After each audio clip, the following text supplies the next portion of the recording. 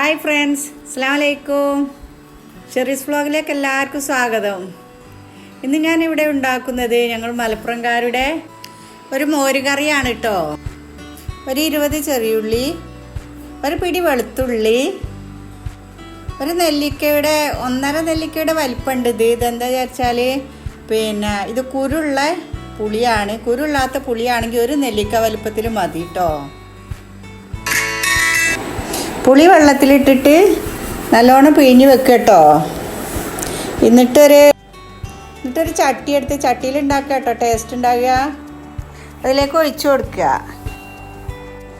ഒരു സ്പൂൺ മഞ്ഞൾ, ഒരു സ്പൂൺ ഉപ്പ് ഒക്കെ ഇട്ടിട്ട് നല്ലോണം ഇളക്കുക. എന്നിട്ട് ഇളക്കിയിട്ട് അടുപ്പത്തേക്ക് വെക്കുക.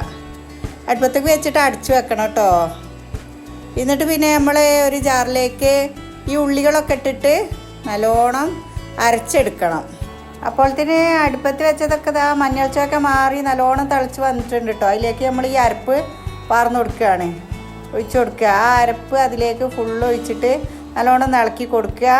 എന്നിട്ട് പിന്നെ അത് ശരിക്കും അടിച്ച് വെക്കണ്ട കേട്ടോ, എന്താ വെച്ചാൽ അത് തിളച്ച് പോകും, അതുകൊണ്ടാണ്.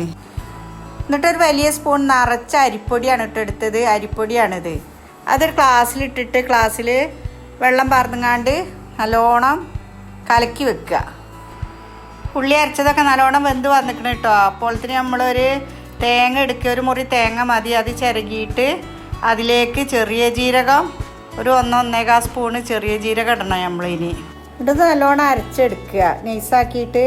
എന്നിട്ട് ഇതിലേക്ക് നമ്മൾ അരിപ്പൊടി പാർന്നു കേട്ടോ. അരിപ്പൊടി പാർന്നപ്പോൾ ഇത് തിക്കായി വരുന്നുണ്ട്. ഇത് കണ്ടോ, തിക്കായി വരുന്നത്. കരിവേപ്പില ഇട്ടെടുത്തിനെ പറയാൻ മറന്നാണ്. എന്നിട്ട് നല്ലോണം തിളച്ചിട്ട് ഇതിലേക്ക് തേങ്ങ പാർന്നു കൊടുക്കുക കേട്ടോ. തേങ്ങ നല്ലോണം അരിയണം. അത് പാർന്നു കൊടുക്കുക. മിക്സിൻ്റെ ജാറ് ചുഴറ്റിയിട്ട് ഒന്നും കൂടി കുറച്ചുകൂടി വെള്ളം പാരണം. എന്നിട്ട് നല്ലോണം തിളക്കണം കേട്ടോ. ഇത് 2 ദിവസമൊക്കെ നമുക്ക് ഉപയോഗിക്കാം. നല്ലോണം തിളപ്പിച്ച് വെച്ചാൽ ഫ്രിഡ്ജിലൊന്നും വെക്കേണ്ട ആവശ്യമില്ല. പിന്നെ ഒരു പാൻ അടുപ്പത്ത് വെച്ചിട്ട് വെളിച്ചെണ്ണ പാർന്ന് ചൂടായി കഴിഞ്ഞാൽ അതിലേക്ക് കടുക് ഇട്ട് കൊടുക്കുക, ഒരു സ്പൂണ്. പിന്നെ നമ്മൾ കടുക് പൊട്ടിക്കഴിഞ്ഞാൽ കരിവേപ്പിൻ്റെ ഇല ഇട്ട് കൊടുക്കുക. എന്നിട്ട് അത് നമ്മൾ മോരുക്ക് ഒഴിച്ച് കൊടുക്കുക. അപ്പം ഞങ്ങളെ മോരുകറി റെഡി ആയിട്ടോ. നല്ല ടേസ്റ്റാണ്. എല്ലാവരും ഒന്ന് ഉണ്ടാക്കി നോക്കുകൊണ്ടി. ഇറച്ചി വരട്ടിയിട്ട് അതിൻ്റെ ഒപ്പം കൂട്ടുകയാണ് ഇത് ചെയ്യുക. ഈ മോരുകറി നല്ല ടേസ്റ്റാണ്. ഉപ്പില്ല, അപ്പോൾ കുറച്ചുകൂടി ഉപ്പിട്ട് കൊടുക്കുകയാണ്.